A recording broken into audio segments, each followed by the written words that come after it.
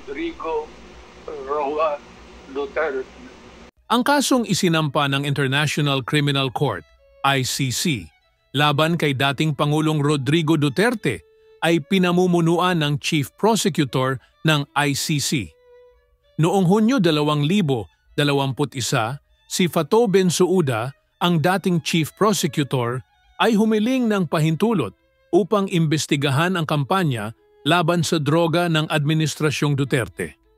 Pagkatapos ng kanyang termino, pinalitan siya ni Karim Khan, na kasalukuyang nagsisilbing Chief Prosecutor ng ICC at siyang nangunguna sa investigasyon laban kay Duterte. Police files.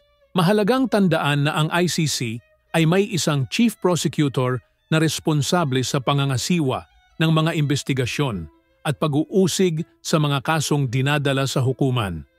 Bagamat may iba pang mga miyembro at kawani sa Office of the Prosecutor, si Karim Khan ang pangunahing opisyal na namumuno sa kaso laban kay dating Pangulong Duterte.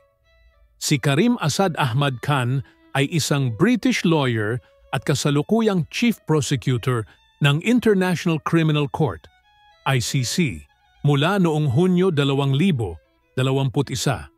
Isa siyang eksperto sa international criminal law at may mahabang karanasan sa paghawak ng mga kaso ng war crimes, genocide at crimes against humanity. Background at karera ni Karim Khan, ipinanganak, Marso 30, 1970, United Kingdom. Edukasyon, nag-aral sa King's College London kung saan nagtapos siya ng abogasya. Propesyon, isang barrister, abogado sa UK at may malawak na karanasan sa international law. Mga natatanging posisyon at karanasan. Chief Prosecutor ng ICC, 2021, kasalukuyan. Pumalit kay Fatou Bensouda at kasalukuyang nangunguna sa mga investigasyon ng ICC kabilang ang kaso laban sa kampanya kontra droga ni dating Pangulong Rodrigo Duterte. United Nations Special Advisor, 2018 to 2021.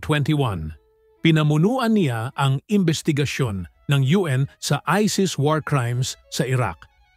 Defense lawyer sa ICC, naging abogado rin siya ng ilang kilalang personalidad sa ICC kabilang ang dating Pangulo ng Liberia na si Charles Taylor at dating Vice-Presidente ng Kenya na si William Ruto at ang anak ni Muammar Gaddafi na si Saif al-Islam Gaddafi, tagapagtanggol sa International Criminal Tribunal for Rwanda at Yugoslavia. Lumahok sa mga kaso laban sa mga akusado ng genocide at war crimes. Estilo ng pamumuno sa ICC si Khan ay kilala sa pagiging pragmatic at agresibo sa kanyang investigasyon, kaya't marami ang umaasang mas paiigtingin niya ang mga kaso ng ICC laban sa mga inaakusahan ng war crimes at crimes against humanity. Mananatiling inosente si former President Rodrigo Roa Duterte hanggat hindi napapatunayan ang kanyang mga naging kasalanan sa batas at sa mga biktima ng extrajudicial killings. Kung naibigan po ninyo ang video na ito, maaari pong mag-subscribe at mag-like para sa ikaunlad ng channel na ito. Salamat po mga ka-survival.